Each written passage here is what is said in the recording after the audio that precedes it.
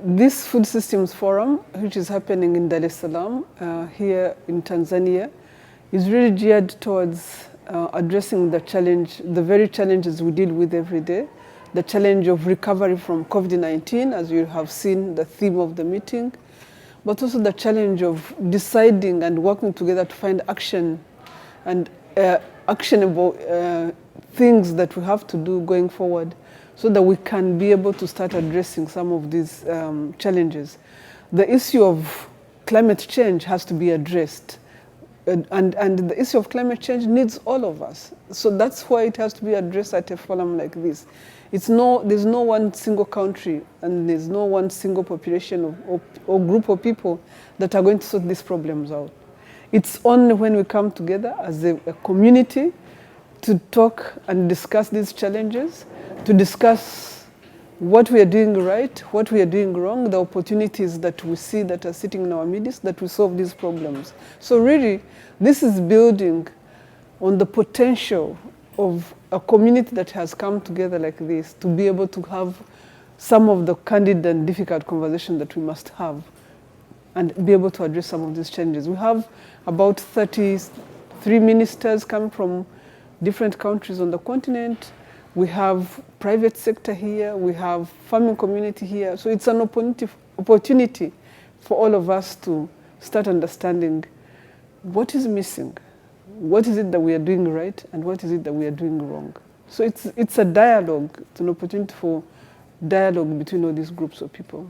The focus of this year on youth and women is recognizing that inclusion is one of the most important things that we must focus on, because starting with COVID-19, going into the Russia-Ukraine war and the resulting cost of living crisis, we see that the impact is largely on inclusion and exclusion, where we see that people don't have the ability to access the same level of nutrition like they were accessing before.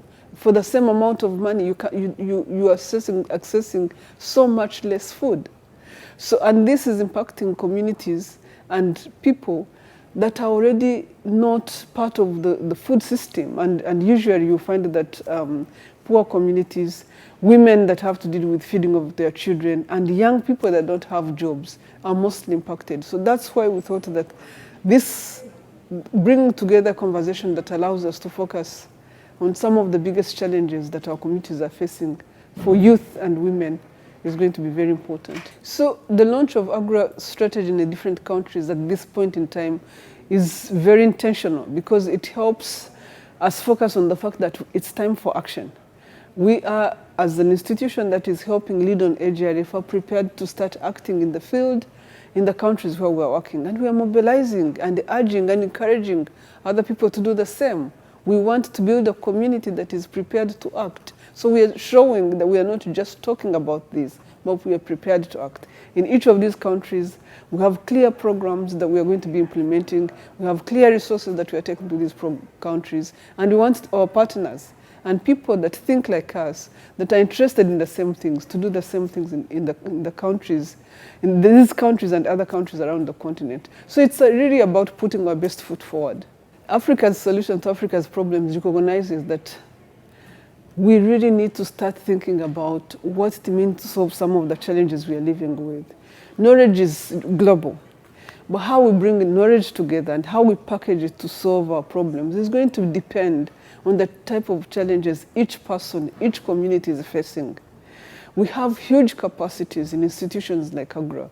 We have huge capacities in the countries that come here to the AGRA, the ministers. So this is an opportunity for them to discuss what is it that we can do in country, what is it that we can learn from each other, and how can we build that community of learning from each other, so that what is happening in our countries is really borrowing and being able to borrow from what different countries are doing, and then being able to really ensure that we can support each other in these problems. It's also creating a feeling of hope around how we can work together to solve the problems we're working with. Transformation does not come from conferences like this. Transformation comes from us being prepared once we've had these major conferences, us being prepared to put resources on the table. So just to give you an example, during this week, we expect that here in Tanzania, we have a major program around mobilizing partners and mobilizing resources around a program that could be transformative in this country, in Tanzania. It will start with the Tanzanian government itself putting resources on the table. It will start with partners of Tanzania putting resources on the table. It's those type of things that will be transformative. It's those type of programs that will reach farmers.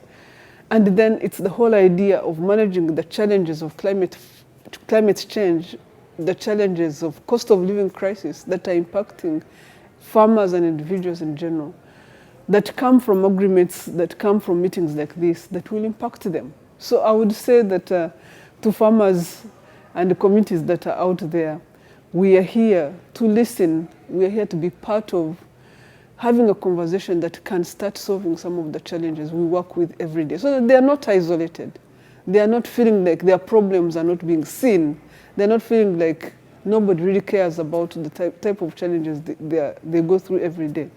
Our job is to make sure, right here in this conference, to make sure that these challenges are becoming continental, are becoming global, especially the challenge of climate change. Everybody must appreciate that African farmers are suffering from climate change, and they are not responsible for climate change.